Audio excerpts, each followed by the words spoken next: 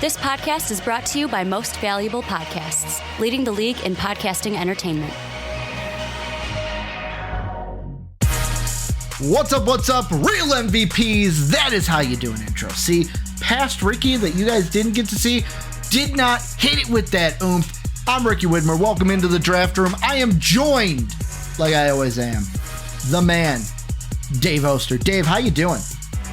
Doing excellent tonight, Ricky. I'm doing excellent. You want to know why? Why? My air conditioning is blowing cold. That's how it's done. I have a new air conditioner, so we have the new AC, so we are accomplished on your end too. Then it is very nice the past few days, Dave. But the one thing I wanted to start off with today, I know that people hopefully by Monday when everyone's seeing this live. We just made it today because you asked for help with it, and I helped you because I know everything it has to do to come with this website. Do we tell the people about a second Twitter account? Dave doesn't tweet, but now Dave does tweet. We have a new Twitter account, Dave_does_tweet. You can go follow him right now. That will be the new tag for Dave.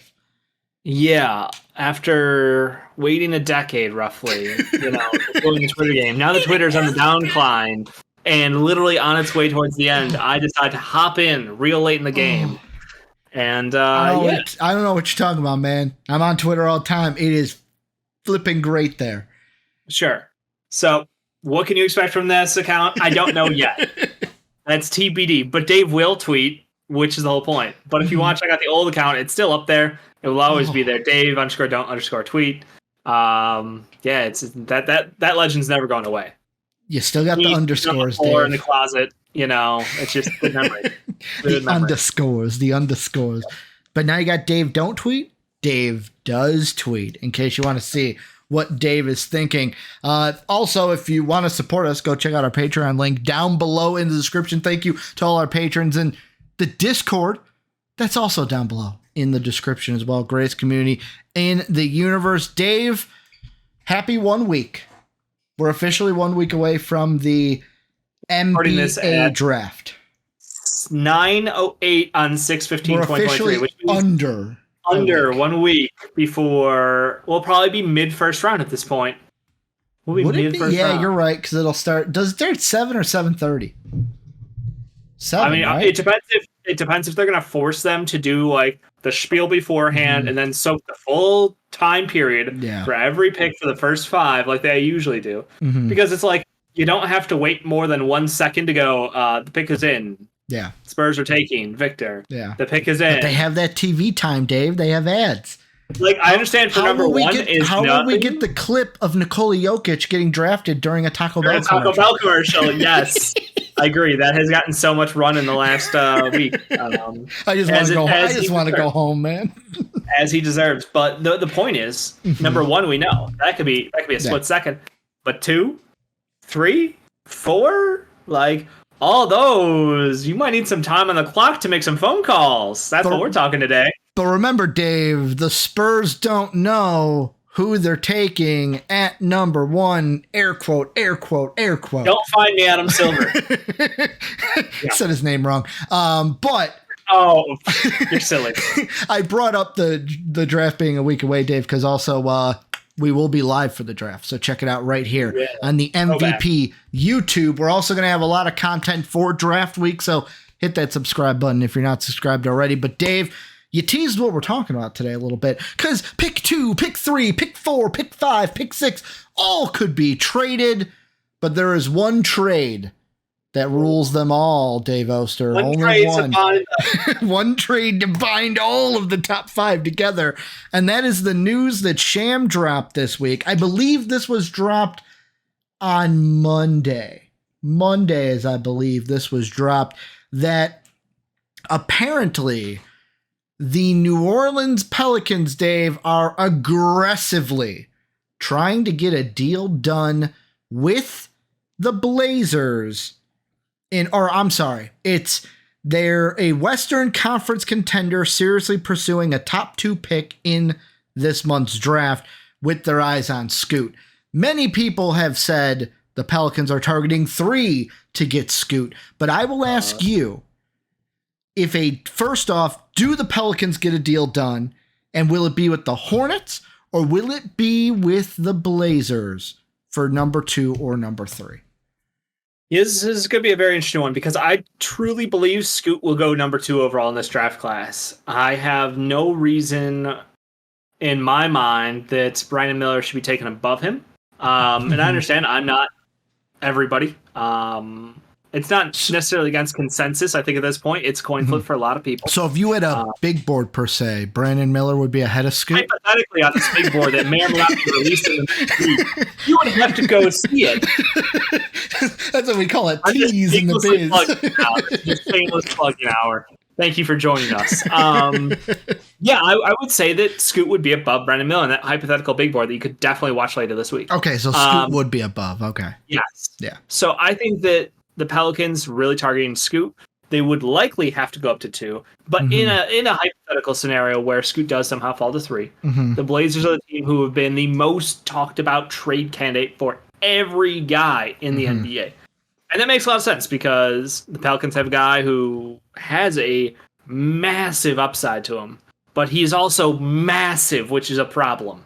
So Zion Williamson could be like the ultimate swing player in this deal because if he is able to pass a physical, I believe that a team would be very interested in acquiring someone who has insane upside that he has. Like, I'm talking about upside. He played like a top 15 player for a chunk of the season when he was healthy. Like, he was putting up like 30 and 12 or something insane on an incredible efficiency. And this is just, what we're hoping is the tip of the iceberg of Zion. The problem is obviously his health, how seriously he's taking his conditioning, and if he can maintain, a full season. But I could see a team like the Blazers go, hey, we have Dame. We need an active wing to really put us over the top as far as pushing in for a championship. Scoot or Brandon Miller would be great. In this scenario, we're going to say it's Brandon Miller. Their spacing would be great. But even when they start, how much better than Zion would they be? They wouldn't. Like, the answer is they wouldn't. Healthy Zion Williamson is a dominant force in the NBA. He's can't miss. And imagining him with one of the best point guards of our era in Damian Lillard would be incredible. Could you imagine the filthy things they could do? Like, not only is it just a whole team, but like just the pick and roll game, the 2-man game with the 2 of them would be incredible. Them being able to go small ball with Zion at the 5 and play wings heavy, guard heavy. They could go 3 guard, Grant and then Zion for some lineups. You could do some fun stuff. Like, there's just so many possibilities. So it is a very interesting proposition to say that the Pelicans would be willing to move on from Zion, who, let's be honest, has had a rocky start down there with the Pelicans in New Orleans. Seemed like never really wanted to be there. There was always, the talk in New York, the Zion, KD, Kyrie poster will never leave my mind because that's just hilarious now looking back. But like, it just never felt like it was right. Cool, let's move on. They have a star in Brandon Ingram. They still have CJ McCollum there. These teams have done a deal in the past, which does mean a lot as far as front offices are concerned. So you have a very easy bridge to get there. The question is Zion a guy who the Pels are willing to move? I think yes. Is the Blazers team looking at Zion as someone who will help them win a championship? Is the question mark, because what's the value of Zion when you don't know what his health looks like? Well, and that's why to me it's like, so okay, the first thing with the Pelicans is they need to decide, or they need to figure out, basically, they need to put on their Sherlock Holmes hat, Dave, because they got to figure out, where is Scoot going to go? If there's a possibility that you are right, Dave. See, I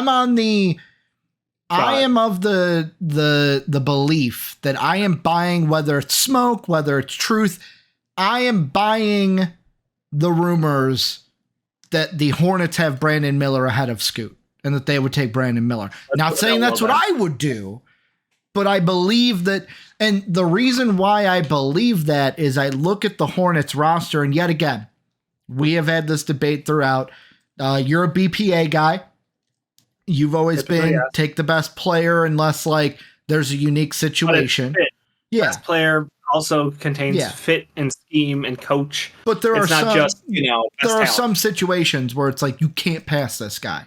And I feel like Scoot could fit into that category too. Okay.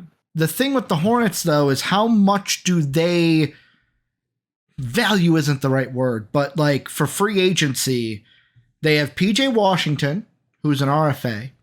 They have Tsunami Papi, Kelly Oubre, who is an UFA. They have Miles Bridges, who will be coming back to the team, but he's an RFA.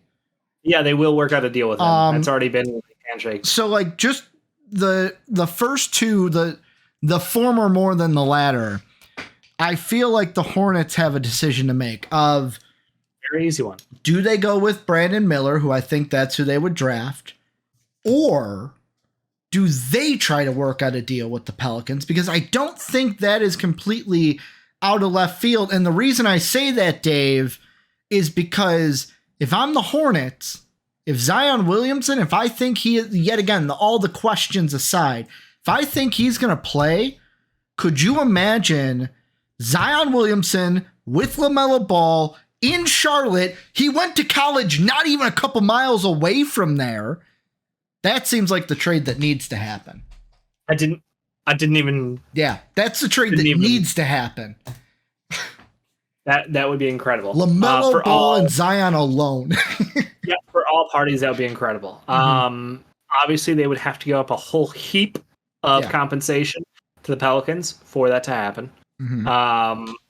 But I agree. That's must-see TV. And I believe there are rumors about a certain owner trying to sell, his stake in a team, which had been denied. Mm-hmm. And I don't want to put any value in that. But if I were trying to sell a team, Talking did happen to have Zion Williamson. Dave, talking about the and it did have Zion Williamson and LaMelo Ball as must-see TV, which that would be. Yeah. One on his own is must-see. Both of them? Mm-hmm. Ooh. Now we're talking. Now we are absolutely talking. So, Ricky, you make a very great point. Yeah. I would love to see that deal happen. And I think the Charlotte Hornets are a franchise that would try something like that. Mm-hmm. Because it feels like they suck at building a roster. Yeah. Outside looking in, personally. Dude, don't shoot the messenger. I don't want to be that guy. I love LaMelo Ball. But they had like 5 centers on the roster. Mm-hmm. They drafted Mark Williams. And they're like, hey, go figure it out in the G League, man. Yeah. And to his credit, he did. He was a much better player by the time he did get brought up to the main roster. Mm-hmm. But the fact that they decided that they were going to start the season with the wrong center intentionally after drafting someone, in the teens. Mm-hmm. And the year before, we all knew, well, I say we, but, I was a very loud trumpeter of the Nick Richards fan club, as everyone in our Discord knows, trying to speak the truth about this man. Like, they have talent, and they just refuse to put it on the courts. There was a coaching issue. They had some personnel issues where I think, having Tsunami Papi, having Terry Rozier on that roster was like, why? Mm-hmm. These aren't winning players, but we feel the need to play them for reasons. Yeah. Like, you know who's pretty good at basketball who was on the roster? Who? His brother's still on the team. Cody Martin. Yeah. As soon as you said brother, I was like, didn't Caleb Martin just ball out? Imagine just deciding that you're like, nah, we can let him go. We don't. Yeah. He's not good enough. And then he helps the team get to the NBA Finals. Mm-hmm. And you said he wasn't good enough to play on your roster. Yeah. Rosters are big these days, Ricky. Yeah. 17 people can be on an NBA roster. I think it's going to move up to 18 if I heard the CBA correctly. Yeah. As far as how it's going to work out. So you're telling me that you didn't have room on your roster for one of the key contributors on the NBA Finals runner-up, team. Like that is a poor job happening right now with roster construction. Mm-hmm. So could I see them giving up a contract-controlled situation with Scoot Henderson or Brandon Miller to get Zion Williamson? Absolutely. In a heartbeat, Ricky. In a heartbeat, this could happen. Yeah. It's just how much do they have to give up to get him? Well, like, who's the market piece? I'll be honest. I would say Scoot because he is 19. Yeah. And he is under contract control for the next 5 years at least, plus then another couple because he's an RFA. Like, you have total lockdown on a fantastic guard. But Zion Williamson is Zion Williamson. And, like, as much as people want to make jokes about him, his health, his weight, his lack of play, he's still Zion Williamson, and I would never count that man out because he's just built diff. Now, the question is how much, and I'm going to find this out right now with the trade machine, is you're right. Like, Zion and Scoot both have the same thing when it comes to contract control because Zion did sign an extension.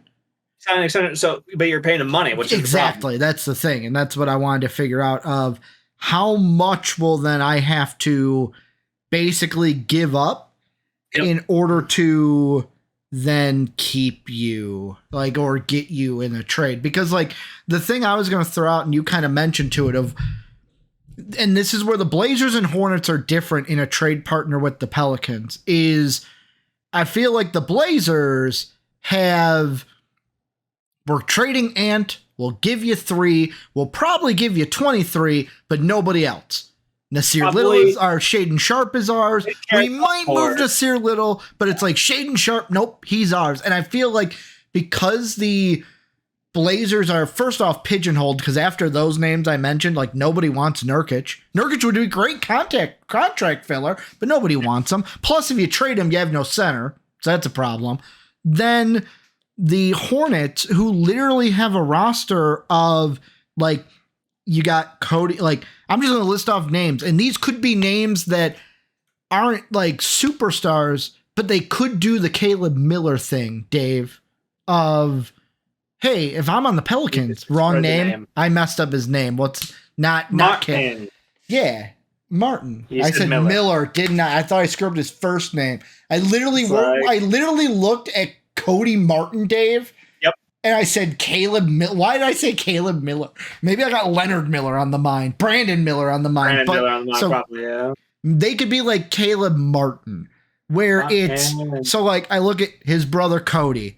I look at Book Night Goodnight, Mark Williams, a Kai Jones, a JT Thor. Some of these are young, unproven, and I'm not saying they will be what Caleb Martin was, but, like, the Hornets have depth players, and the Pelicans guys need, on big contracts. Exactly, too. Like, they do have a Scary Terry. They do have a Gordon Hayward. I could see him. I could see him being put into this deal. Pelicans could use him for a year, and then if he leaves, whatever. Like, exactly, it's a contract filler. You use him for the year. $30 million in contract for you. Like, not a bad option. The Hornets, to me, the Hornets have the ability to make a trade work better than the Blazers, only because they're not pigeonholed into the we like. You're not going to get a LaMelo. Like, that's probably the only untouchable on the Hornets roster. Am I wrong? Plus draft picks. We have mentioned it before, Dave. I've mentioned it in the Discord at nauseum. The one thing that the Blazers have that completely have handcuffed them is they have their pick still, and the Bulls have next year's pick, which means they can't trade picks until 2028. So literally they need to give us a pick before they could do that, whereas the Hornets, they have a deal right now with the Spurs, where basically for the next 2 years it's lottery protected with the Hornets. Okay. So basically, if they're in the lottery next year, they'll keep their pick. After that, they'll keep their pick. But looking at that, 2026, 27, 28, 29, all of them have no protections, Dave. If I needed to throw in another pick in order to get Zion, like, I know you're giving up number 2, and, like, that holds some weight. But, like, that's the thing. Zion was a number 1 pick. Yeah. But he's also injury prone. Exactly. So, like, where value-wise does number 2 and Zion Williamson $30 million a year, I'll ask you, where would you weigh it? Because I know I asked you this before when we were kind of messing around with the trade machine. In your eyes, how many firsts on top of the 2nd overall pick or the 3rd overall pick would you need for Zion? Let's say that the key pieces would be Gordon Hayward for the Hornets, Ant for the Blazers. So it'd be Ant in 2 or Ant in 3, okay. Gordon Hayward in 2 would be the main pieces of each deal. I would say the Hornets also do have an absolute ton of picks. I think they've got 5 picks this year in total. So they could throw in 2 seconds this year on top of 2, as well as a 2027 and a 2029 first, and a 2028 pick swap. Yeah. I think Zion is that valuable, even though in Hayward as a 1-year rental for $30 million, if he's healthy, he is able to help a team out in a large way. He's been under the radar. I know he misses time every year. That's fine. Count it out already. But the fact that when he plays, he is just such a toolsy wing who can ball handle, create, shoot. He can do a little bit of everything for you. Defense is pretty gone at this point, but everything else, he's a good player. So you have somebody who can steady that second unit, in my mind, for the Pelicans. I don't know. That's because and you're getting future picks control for the Hornets, who by that time you're going either LaMelo's going to leave you or Zion's going to leave you. So you could stink anyway. Yeah. Like that's the thought, is you're trying to aim far enough out with those picks that you can just leverage the idea that that team likely won't be in the same shape. Because how quick does the NBA change these days? I mean, year over year, teams and rosters flip so quickly that having to pick that far out in the future, I think that would, it's just a question of the timeline now for the Pels. Feels like it's as a small tweak. You're moving on from Zion, who can't give you anything on the court that we know of, to someone who we expect to be one of the best point guard prospects we've seen in the last, I don't know, since Ja Morant, and he might even be better than Ja Morant is the question mark, because of his frame, because of his mentality, because of his maturity. But, he has that Derrick Rose, Russell Westbrook-esque drive in him, is what a lot of people have seen. And if he continues to work on his shot, I mean, you're looking at a top 10 point guard year 1, potentially, out of him, which is incredible. So I think timeline-wise, you're building around him, BI, and you can compete now, and you can continue to compete because you've drafted fairly well with Trey Murphy, Herb Jones, Dyson Daniels. We will wait and see, but I'm hopeful. They've got nice pieces.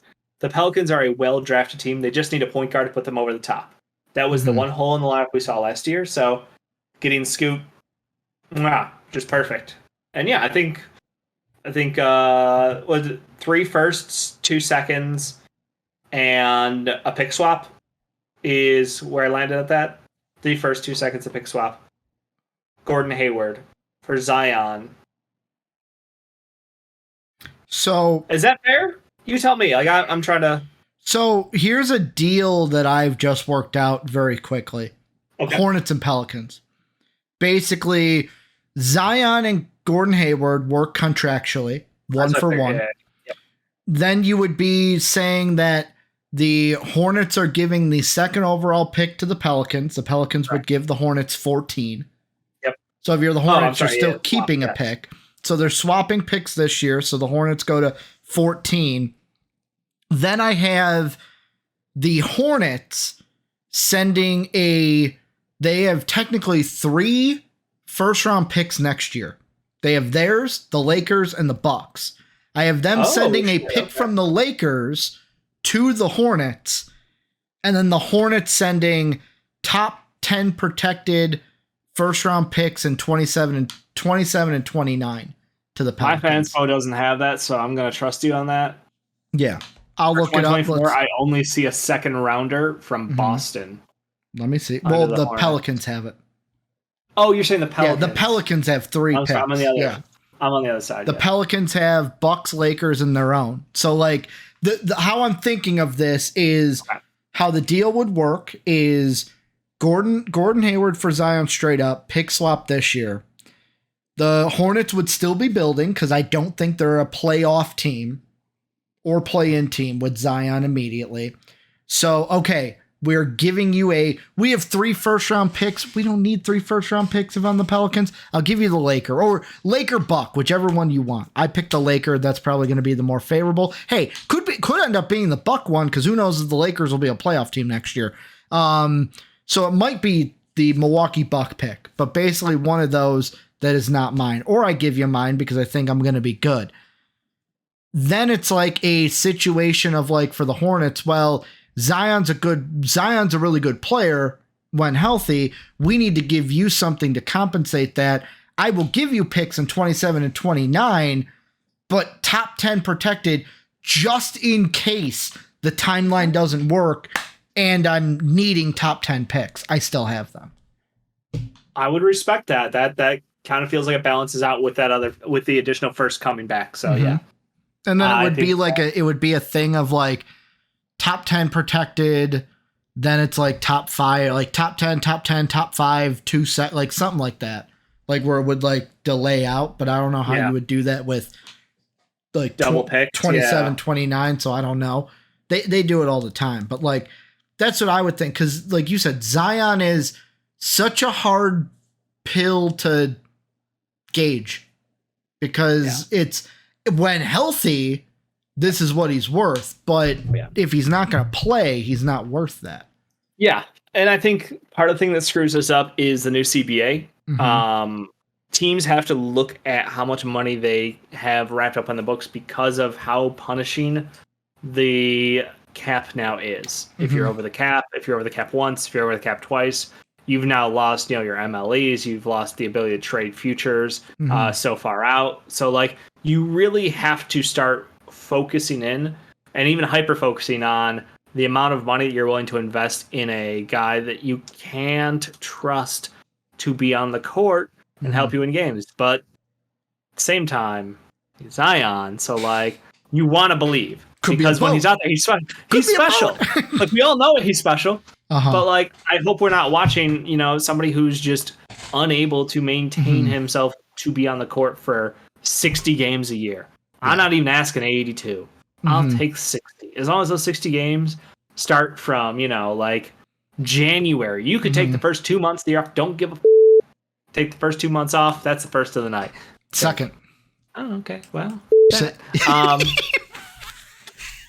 point being, I want him healthy when it matters. I want him healthy in the second half of the season.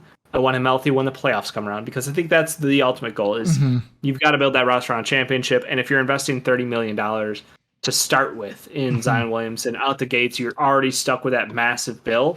You have to be a little bit quicker in finding that third guy. Yeah. Could they have the third guy already? Maybe, we don't know, but unlikely. I mean, also the thing that I'll throw out there too is by getting Zion, it allows somebody else would probably want to come too.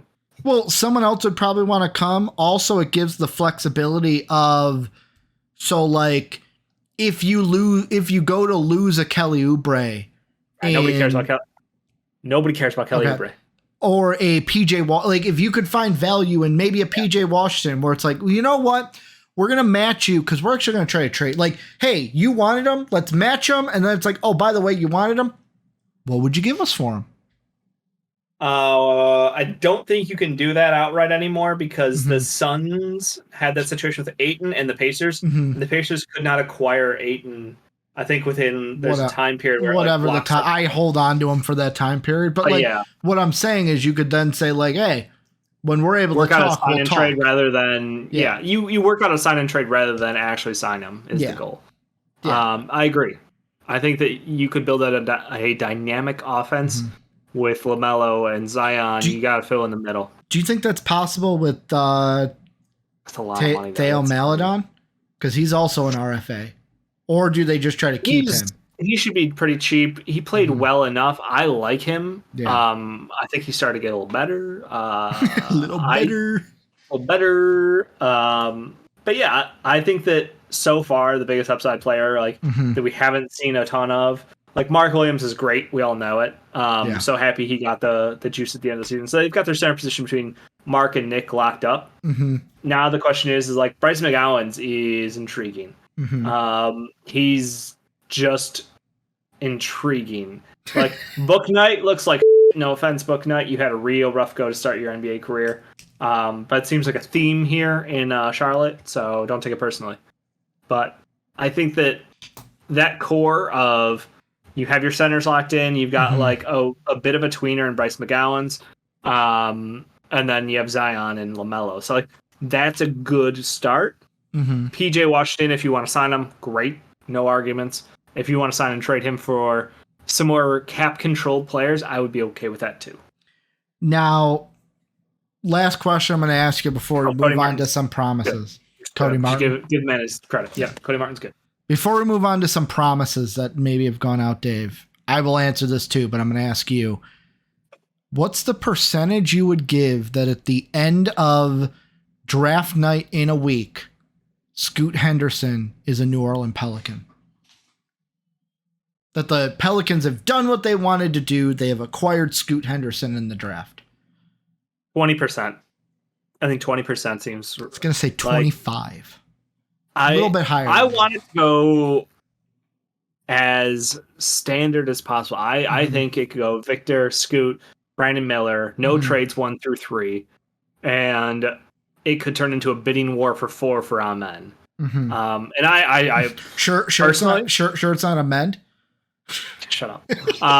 Personally, I think that the Whitmore talk there is all fugazi anyway. Yep. I think the Rockets should keep it. Like I think 1 through 4 should be kept. I think the Pistons, maybe should be the first team that's truly up for trade talks.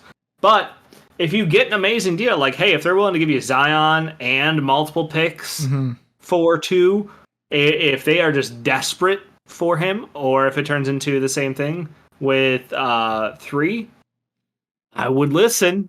I think it's one of those situations where you're like, if you want to offer something ridiculous, I'm always happy to listen. It should be the mentality of every GM.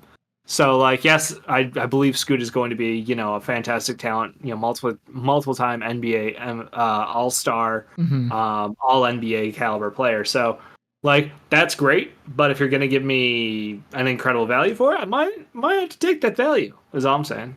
Because, like, Portland, I still don't understand. That is their franchise, but they're keeping Dame. And that's that. And if you don't think that, you're wrong. The thing I think a lot of us would enjoy if they would rebuild around young core. But the thing I don't get about it, Dave, is...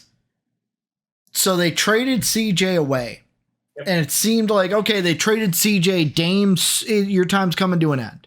Rebuild is coming. They brought in guys like Sharp. They brought in guys like Nasir Little, who Nasir Little was a guy that we knew was going to need time to develop. Oh, yeah. We knew he was going to need time. And like... He was mercilessly picked on in this channel. And then because he was terrible at basketball, and he was a cancer in the locker room. There were rumors. Like, yet again, like we've talked about, college coaches, we don't have to harp on that again. Yep. But, like, the Blazers put themselves in this position. The other thing they did that put themselves in this position is giving up the protections in the DJJ trade with us. The Lowry marketing trade is what it's formally called. But, like... now it is, especially since Lowry is... Yeah. What, you're not going to say it's the Larry Nance trade or the Derek Jones Jr. trade, but they gave us that protection, which crippled them in this situation because they literally, and like, I'll be honest, our Discord's great, Dave, but if I have to explain to one more person the protections and how the Blazers can't move a pick until 2028 and how the here's another thing. The Bulls are not going to take 2 seconds. We're not going to do that. Like, Little Gottlieb, you were reading off earlier, had a quote where the Bulls want a deal that will make other teams queasy or squeamish or uneasy, whatever the exact quote was. Zach LaVine, yeah. But, like... Why, if we're playing hardball there, why are we just going to gift them back? Exactly. The Blazers put themselves in this hard place. That's why I feel like a trade with the Hornets is easier. But there's a the reason why I only say 25% that Scoot's a Pelican is because there could be a good good chance that the Hornets go, you know what you're asking for Zion, we don't want to give up that much. We're just going to take Brandon Miller. They could do that. They could. Then that puts the Blazers on the clock with Scoot. And the thing with the Blazers is if Brandon Miller goes 2 and Scoot's on the board at 3, the Pelicans no longer become the top team to get that. There will be other teams that will be vying for that. I'm not saying that like a certain team out there trades their number 1 player to get number 3, but like it could happen. We could dream. We could dream. Wish. But like there will be a lot more suitors for that number 3 pick is what I'm saying. That's why the percentage is where it is. In there for sure. Yeah. That a lot of teams would then, I think, try to move up to get Scoot at 3, knowing that the Blazers need to have said they're going to build around Dame. Height. They need some bigs, some big wangs, or some wangs, some bigs. So just not having 2 6'2" guards as your 2 best players is generally a good idea. Because defense didn't come to Anthony Simons, nor Dame. So, yeah. And let's be completely honest. There's a possibility the Blazers could sit there and not like any of the deals say, hey, we're just going to take Scoot and figure it out. They could unrelated trade Anthony Simons later. Yeah. Doesn't even have to be today. Doesn't have to be tomorrow. It could be whenever they want. They could just play 3-guard lineups all day and with people. They could. But go ahead. Yeah, no, I just say like we want to put this pressure on them because we want to see a deal happen. That's the media right now. We all want to see fireworks. You know, it's the fun. It's the you are the GM cap kind of, which makes life fun. I do wish that the Blazers would commit to the reset though. Like it just feels. It feels bad. It feels like Dame is already 32. I'm sorry, Dave. You're gonna hate hearing this because we're only a year older than Dame. He's old. In basketball terms, he's old. Like you're past your prime. Like I'm not saying Dame's not good. He's still in his prime-ish. He's more towards out of his prime than he is into his prime. And like Dame is still good, but like I get the loyalty to Portland too. I actually like that, to be honest. Like I'm gonna win it for this city, and we're gonna. But like, there's a certain time of like, okay, dude, it's passed you by. It just didn't work. It's not even his fault. No, it's not his fault at all. But there's a possibility that nothing even happens there. Kind of pivoting and moving.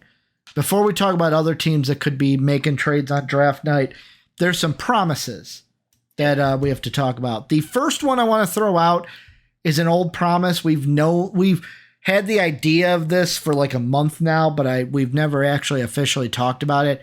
Kind of works in a trade because that's the only way it happens. I think it's interesting that Cam Whitmore worked out with the Jazz, worked out with the Pacers, canceled his workouts.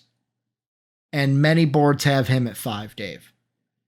Is that screaming to you that he thinks like there's a very good chance that or is like that a team's going to trade up, or is he just saying like, well, you know what, one of these teams said that they were going to trade up for me.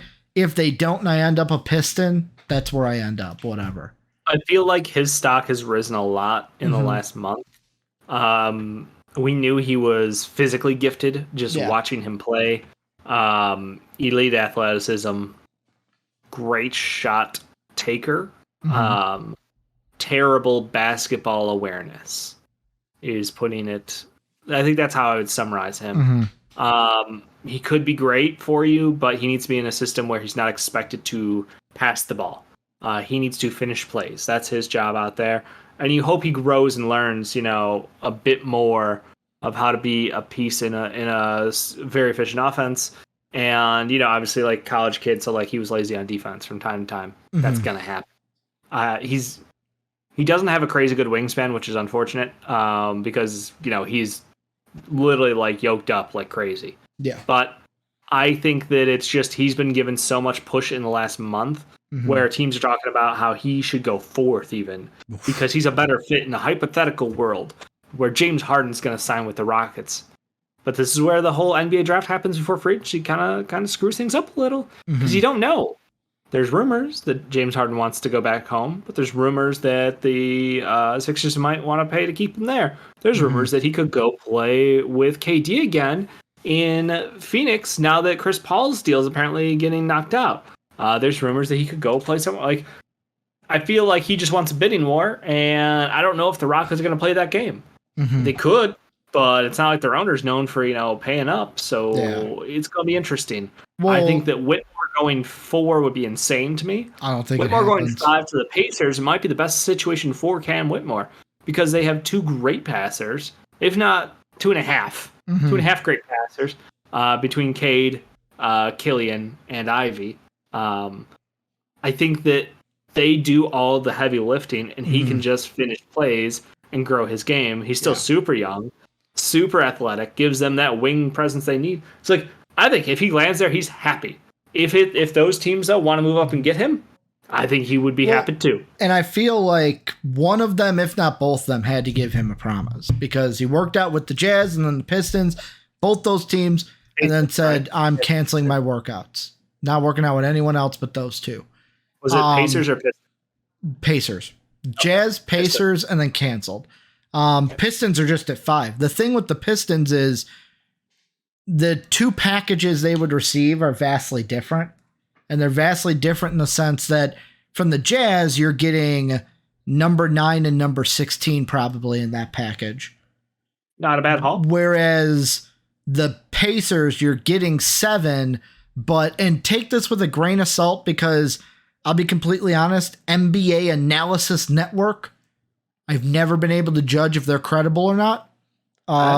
However, there have been numerous articles from like Yardbreaker I'm looking at right now says in NBA executive told NBA Analysis that the Pistons are interested in trading for Chris Duarte.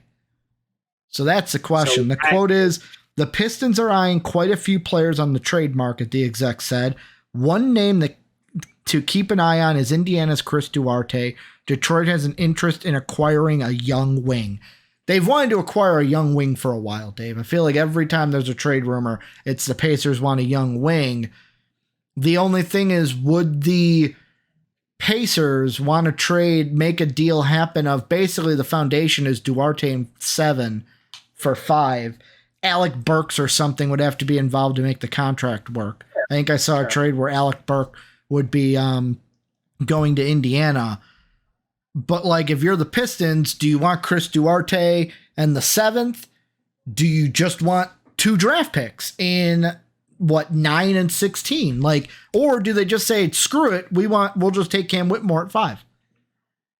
I think of those deals listed, I would be most interested in getting 2 picks rather than just the 1. I personally don't value Cam Whitmore that highly on my board, which again will be maybe visible to you in the not so far away future before the draft. I don't see him being someone who is going to game change a franchise for you. But I think that this draft is such a weird place where a lot of people outside of maybe the top 10 could go anywhere from 10 to 35. So like you could get good depth, as the Pistons, a team who needs wings. I would rather have multiple shots at wings rather than take a guy who is maybe not at the highest on my board. Like a Anthony Black or Grady Dick at 9, and then Leonard Miller possibly at 16, Bryce Sensabaugh could be another one that's there at 16. I think there's not gonna say the guy who Tankathon really has at 16, Dave, because it'll make you blow a gasket. Who dat? Who do you really hate in the draft? There's 2 guys. It's one of them. Gigi Jackson. Nope. Who's the other guy? JHS. Yep, Hood Schifano. That's who they have at 16 to the Jets. Or Jazz. I got football on the mind, Dave. I would not be a fan of that pick. But what I would be a fan is taking multiple shots at wings. I think that 9, you might be able to find somebody great still. Yep. 16, probably still going to find somebody above average. So Mhm. would be all over that kind of a deal. I think that if it's not the Pistons, I wish it would be the Pacers. Mhm. Because again, you have one of the best distributors of the ball. You have one of the best offensively gifted creators in Tyrese Halliburton in the NBA. So putting Cam Whitmore next to him, even though it almost feels a little redundant because you have Ben Mathurin there, who is, again, he does not enjoy passing the basketball. And maybe this Carlisle gave him the green light because it's your rookie year. We're trying to tank. Go ahead and just be a bucket, man. Like, go do you. Because we saw he could pass in college. He just decided that in the NBA he didn't feel like it, apparently, under one of the best coaches in the last 25 years. So weird situation there, but Cam Whitmore might be a little redundant in the fact that they're both kind of play finishers, not ball movers. But if you need somebody out there, having Halliburton, Ben, and Cam Whitmore as your 1, 2, 3. I know Buddy Hield exists. I'm not forgetting about him. I'm just intentionally over for right now because I still think he's going to get moved. Yeah. But well, there's a possibility he does get moved. That's a very intriguing young team. But the Jazz just don't have a point guard. That's a problem, right? Like, how you going to go ahead and not get a point guard this year? I mean, they have a point guard. He's just they don't got a point guard, Ricky. He's their bench point guard in Colin Sexton did well running the second unit. No, running the second unit, he did phenomenally at. Is he a real point guard? No, but running the second unit. Yeah, he's not the guy I want playing my primary one, though. That's what I'm saying. Be a small shooting guard, Rick. I will stand by my statement. I will keep reiterating it as many times as you need to hear it. Like Kobe White proved, can't a small two? Kobe White's not small. I think Kobe White's got like an inch and a half. Every time I see him play basketball. How much is the hair is the question, That's a good point. Like it's it's like how we measure this. How many fists is the hair? Combine. I'll get you official combine shoeless measurements here in a second. I will say the next promise though I was going to mention was Sir Thompson. It was a Sar. Sorry, Thompson twins. Only one unit. Asar Thompson, he's canceled workouts, and now many people are saying, "Oh, he's a lock to go to the Magic." Which to me, Sexton is 6'5" without shoes. Really? He looks way shorter. He looks way shorter on TV. 6'0.5". He looks way shorter on TV. I'm sorry, Kobe. I think it was in this year. Let's take a guess. Nope. Going back 6'5". That's taller than me. That's like a foot on me. I mean, what year was Kobe White drafted in? 2017, right? Has he really been in the league that long? Or was it? No. Was it 2017? Am I overshooting that? It's going to bug me. I apologize. People Kobe watching White. I mean, they know what they're getting. Kobe White was 2019. I overshot it by 2 years. He was 7th pick in 2019. Of course, he was 7th pick. That's what we do. Yeah. Well, Kobe White's 6'3" without shoes. So Kobe White's 3 inches taller than him. Okay. That's a lot. He looks shorter on TV. That's what I'm going to say. So Thompson, is he going to the Magic, Dave? Is that pretty much the done deal? That's a dream matchup. I'll be honest. That's where I had him mocked the entire time. Yeah, and just I know Kai. I apologize that Amen is not going there. But Cavs fan Kai, right? Former Cavs fan Kai, new time Magic fan. I joined the bandwagon. He got on track after I spoke the graces of Franz Wagner for a year. I will never. He was the best draft pick in the class. I will never understand jumping teams unless like an owner says something racist. Or you move. I mean, but your fandom, like, if I move, Dave, I'm always going to be a Bulls and Cubs fan. Like, I'm always going to be. I don't even live in Minnesota. I'm always going to be a Vikings fan. Like, stuff's not going to change. That's just like I just don't get it. It's besides. Let the man out. I mean, look, he's moving on to better things. Can we just admit that? Oh, the Magic, better things. I'll believe it when Dave. I like the talent they have. I'll believe it when I see it. When it actually becomes something like sustainable. I like the talent they have. Argument, but they're the better team. they're the better team than the Cavs, whether the Cavs want to admit it or not. I agree with that part. I'm just saying, like, the future might not be bright, is what I'm saying. I think it's way brighter than the Cavs. Which, they have 2 6'10" wings who you gotta get not an argument there. who can do everything. They have great, just not the argument for tonight. We'll get into it later, I'm sure. But yeah, I think I think Sarr is a great pickup for this team. I know that they wanted to, focus on either potential point guard replacement for Markelle or a potential shooter, but I think it's too early for both of those things. I think go for the best talent available. Somebody who I've seen people mock as like Scottie Pippen Jr., which is hilarious. Like not actual Scottie Pippen Jr., who's like 6'0". Should be probably getting NBA minutes as a backup one. He's pretty crafty, gets to the line pretty well, but at the point. Actual Scottie Pippen, but like this generation version. Yeah. I don't think he has quite the wingspan as Scottie is rumored to, but he's very good, very athletic, can pass pretty well, has a better shot than Aman. So there's a lot to like about him, and there's a lot to like about having a 3-wing lineup of Ausar Thompson, Franz Wagner, and Paolo Banchero. Like that is disgustingly talented on the wings. I'm a big believer in Kelly, so I'm outside of Wendell Carter Jr. at the 5, who's not a bad player.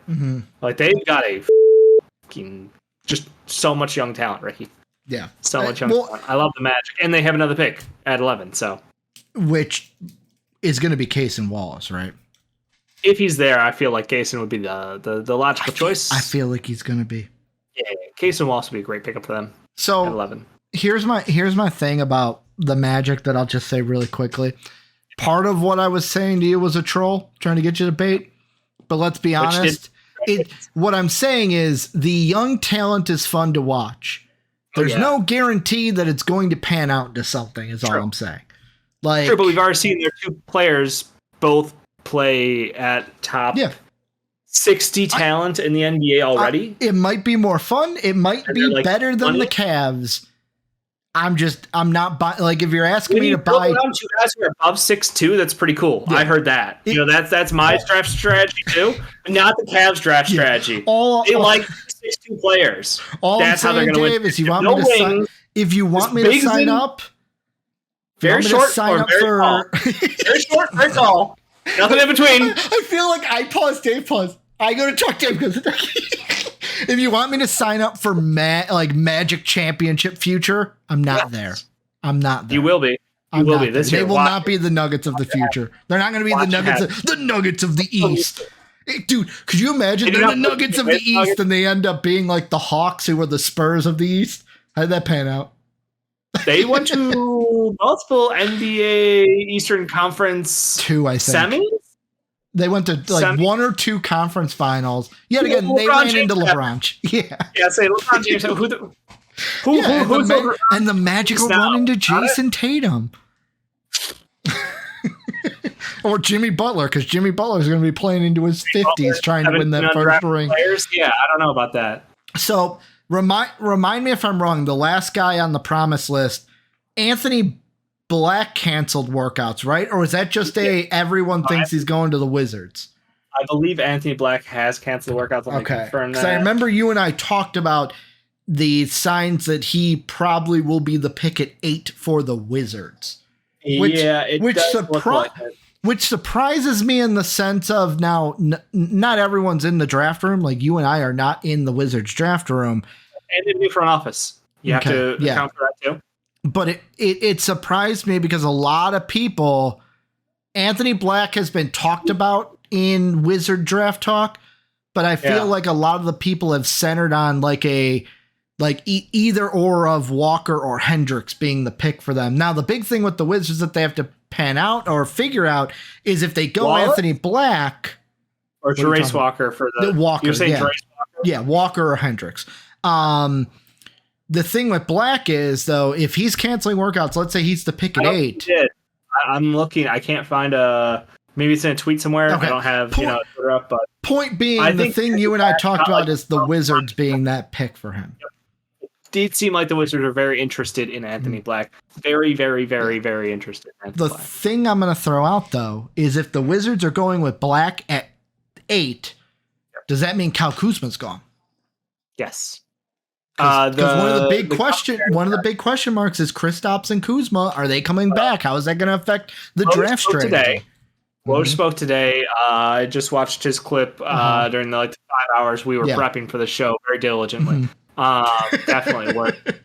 And what he said very carefully was Bradley Beal's situation is working out on one side. And I do have to include a little bit of that conversation to get into. Go ahead. So with this new front office, they have to decide the direction of the team. And it sounds like Bradley Beal, above all else, still wants to win in Washington.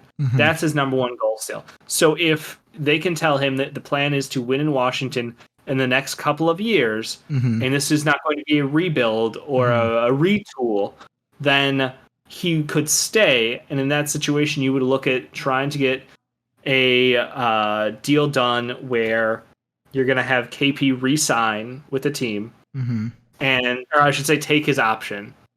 And then Kuzma will likely leave because Kuzma was the one who wanted out in the first place. He spoke about it during the season. He had a great year from a production standpoint. He clowned on Spencer Dinwiddie publicly. Everything's going right in his world. So I expect to see K-Kuz repping a new team in the not so far away future. Is that his nickname now, K-Kuz? Definitely not, but it's just what happened in my mouth, so we're going with it.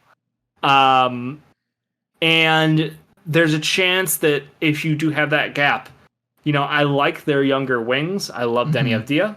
I believe hella underrated. One of the best defenders in the NBA already. So if you could get Anthony Black, who is one of the best creators and defenders in this draft class, you have two very versatile players who can defend everything out there.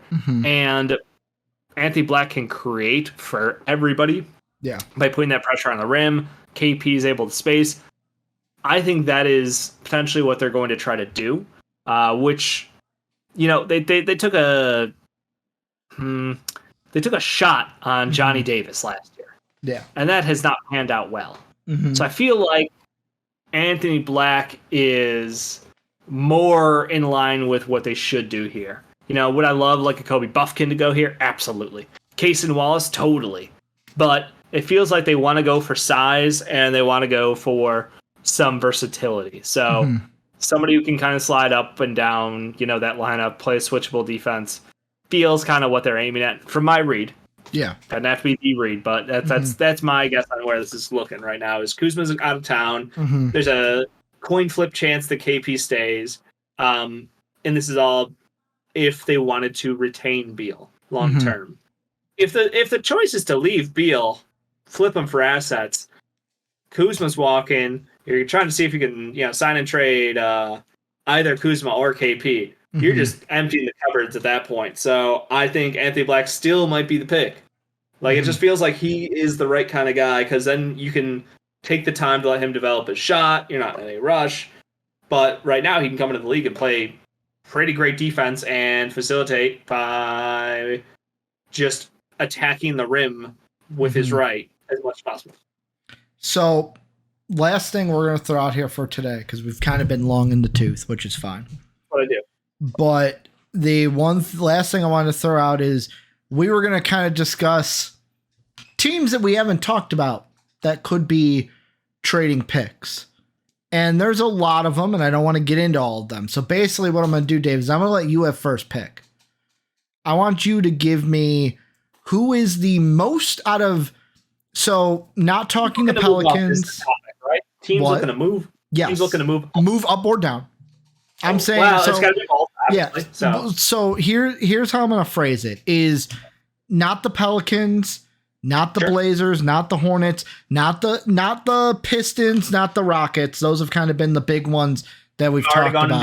You can check out the past episode of the Draft Room. You can check out our playlist. I will ask you this. Maybe a team we haven't talked about. Who is your most likely, if you were going to give a percent, this would probably be between at the lowest 80%, but probably 85 to 100% that this team will be either moving up or moving down. You could either do this team's going to move back or this team's going to move up.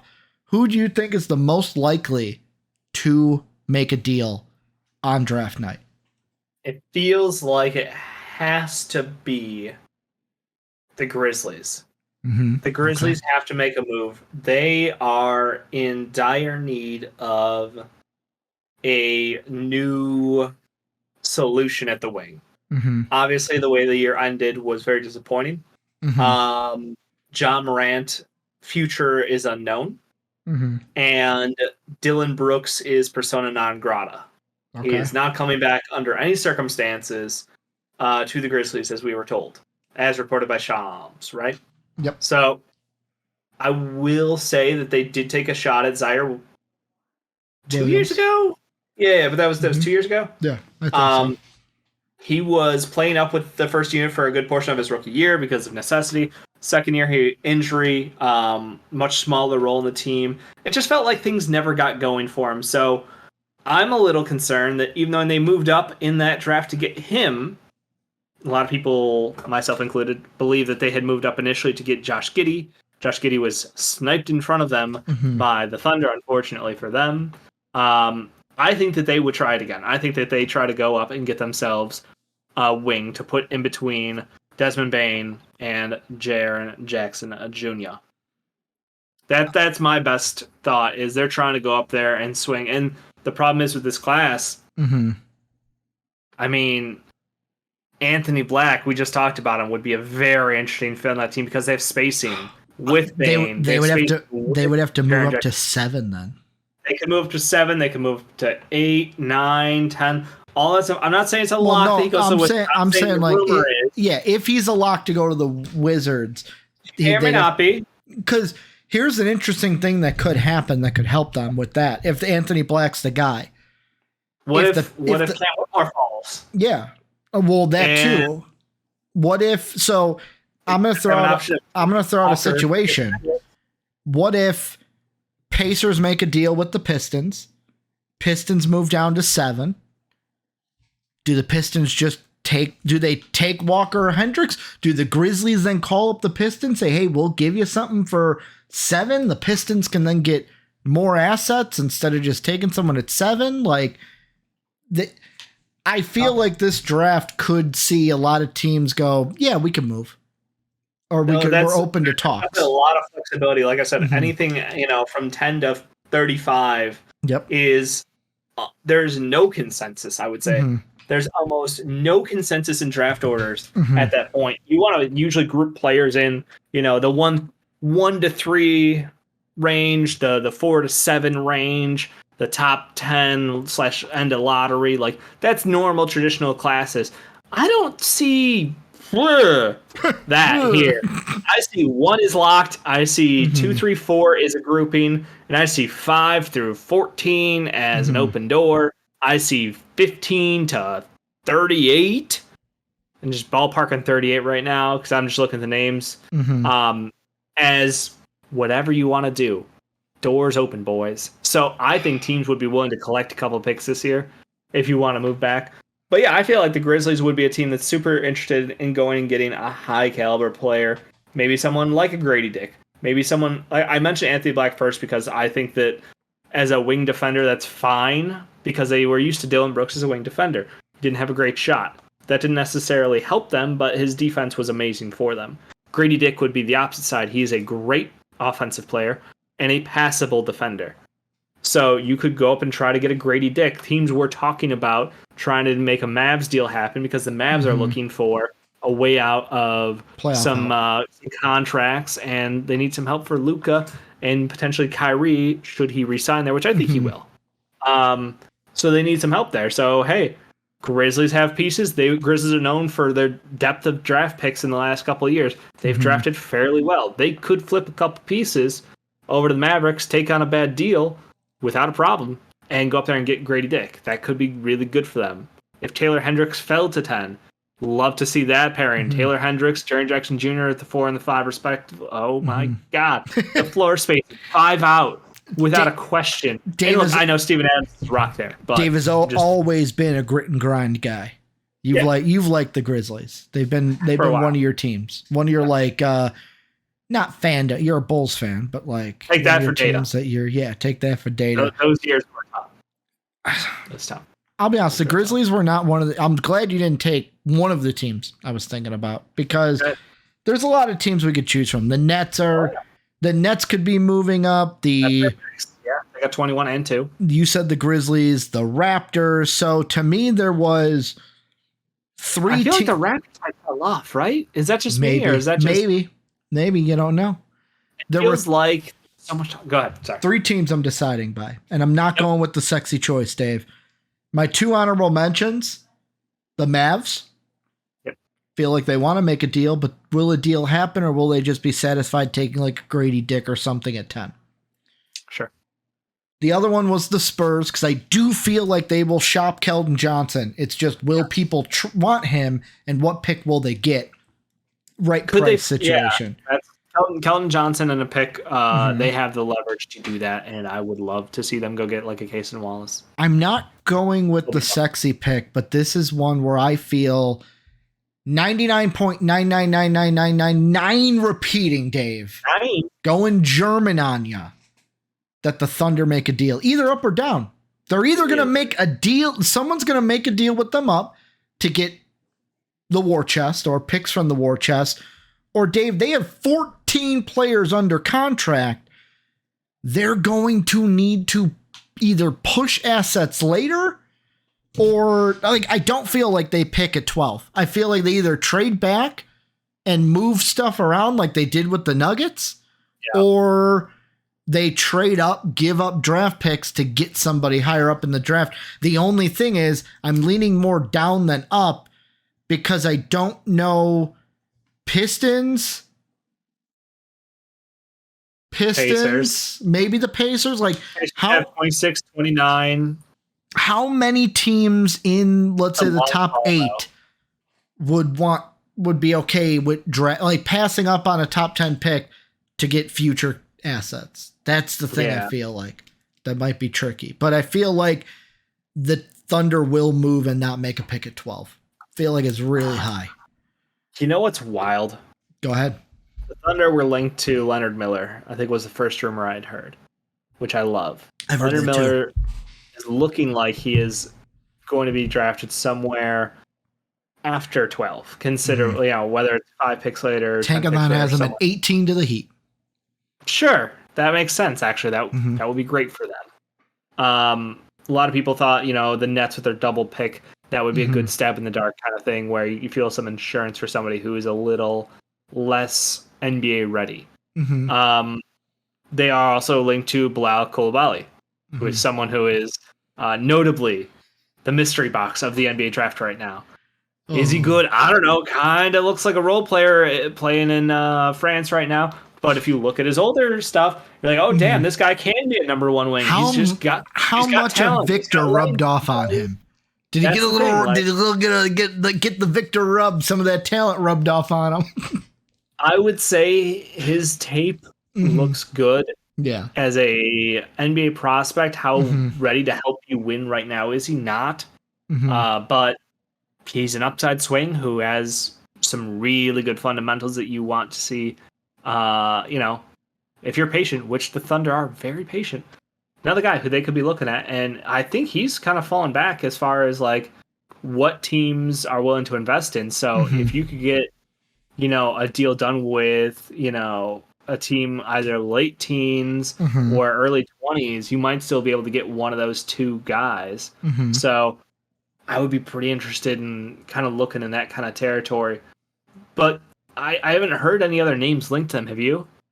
I've heard Leonard Miller. That's the one. And that's the thing. Like, I wonder how a trade down is going to work, because a team with limited roster spots and guys that are locked down, that it's like, they got moving pieces. I think that's, I mean, they could trade players in the future too, but like the Thunder to me are interesting because I feel like they went all in for Victor and they didn't get it. Like, let's be honest too. They overperformed this year. I don't think anyone, when they were making deals for the picks, had them with the 12th pick in the draft. We all thought they were going to be in the Victor sweepstakes. 100%. I mean, they still got Chet, which is fantastic. was. Chet was basically 1A to or 1B to Victor. And when it was announced he was going to play the year, people are like, "Oh man, seeing Victor and Chet next year is going to be amazing." The year battle, yeah. Mm-hmm. That's the expectation. And then Shea said, "Say what?" Until they started like sitting him at the end of the year. Yeah, the normal Thunder stuff. Well, like the Thunder do have movable pieces. Like they got Lou Dort this year. Never mind, that was last year. They got Lou Dort. They got Pokusevski. Mm-hmm. Heinrich is wanted by multiple teams. Mm-hmm. Still got the mystery bag with Usman Jang from last year's draft. You're not trading Jalen Williams. You're not trading Jalen Williams. Which one? So like they've got some guys that they're willing to move. Trey Mann is movable. Mm-hmm. Isaiah Joe is good value. I don't know if I'd move him just yet, but probably movable. Aaron Wiggins is movable. Like these are guys who can contribute at the NBA level and have proven that on this roster. So they've got like 5-6 movable pieces. Mm-hmm. It's not like you mentioned, and I think I mentioned before the show, they have a lot of guys under roster contract right now. Mm-hmm. They could flip. They could churn this roster over 2-3 more times to find out their core, but they really need a wing. They need to go get themselves like their 3-guard lineups because they have size with Giddey, Jay Williams, and Shea are fantastic, but they need to go get themselves a guy to play next to Chet. That is the ultimate goal. That is the lineup you're looking for. I don't believe that's Lou Dort in my mind. I was gonna say, like, I'm not saying this is a fit. Do they kind of try to blow the doors off the place and say, oh, wait, the Jazz and Pacers are going to give you that? We're going to trade up for Cam Whitmore. Cam Whitmore would be disgusting. Doesn't fit the measurables they're looking for, but he would be disgusting. Because, like, wings I'm looking at. Walker might be the name they're looking at. Yeah. I think he is the connector piece that they would want. I think, look, he's got incredible basketball IQ. Mm-hmm. He's got a great wingspan. He can help rim protect to weak side. He can switch up and down. Mm-hmm. He has the ability to ball handle a smidge. He has the ability to shoot from a distance a little. He's got all the right signs to be like the ultimate toolsy. I'm trying to find a way without saying Draymond Green, but Draymond Green. I'm being blatantly honest. Do the player comp, Dave. Do it for the vine. Basically, baby Draymond, but doesn't have that dog in him, which counts for a lot of Draymond's value, to be honest. We got to see if we can pull that out of him because he's somebody who we talk about had a grown man's body, but he does not get to the free throw line. He does not bang in the paint as much as he should with that body. So maybe it's a comfort thing. Maybe it's a system thing. We talked about Houston not leaning into his strengths because they were playing around a winning system with Sasser. So like, look, you get a great defender with all those tools I just talked about. I think that's worth trading up for. Yeah. I think he's the guy you want to stick next to Chet personally, because that team what does that give you? It gives you 4 guys who are 6'6" and up. 5 guys who are 6'6" and up as your starting lineup. They can switch everything basically, and you have great rim protection. You have great defenders. You have great offensive creators across the board. Everyone can create. Everyone can defend. It's two-way. That is the two-way dream, Ricky. That is a two-way dream. Like, sign me up for that. I want to see them go up and get Trace Walker. That's my dream. Well, I will say the thing that you always got to keep in mind here. I'd settle for Miller. And I'm throwing this out as a disclaimer. To move up, you got to find someone to move down. And the thing is, I don't know, like, the Pistons could be a team that moves down. Don't know how many of those other teams in the top 10 move down. Anything can happen. The Magic could, but if they're going to take Thompson, like they won't move down. If they like Star, then like that's the thing. And the Pacers have been rumored to really like Walker and Hendricks. So like that's the thing. I don't know. There's a lot of smoke screens. It's just what you're buying and what your cup of tea is. But let us know what you guys think. Who's the team that makes the trade the most? What do you think of the guys that we got promises from? Are they going to end up with the teams we think they're going to go? And then the Pelican situation. Do they land Scoot Henderson by making a trade with either the Hornets or the Blazers? Let us know down below. Remember, go follow this man on Twitter, Dave_does_tweet. New Twitter. He's going to be banging out tweets now because that's what Dave does. Dave tweets now. Still got the does not tweet, the don't tweet. But now Dave does tweet. So I can't wait to see what's going on with that. If you want to support us, Patreon's in the description. Discord, the best the best community in the universe. Some would say the undisputed Discord. If you want to go that far, that is down below in the description as well. Thank you. Gone too soon. Gone too soon. Anything you want us to talk about in the future, let us know down below. Maybe we'll make it happen. But thank you guys for checking this out. And as always, have a good day, everybody. As always, we'd like to thank the people that make these videos possible, our patrons whose names are displayed on the screen now.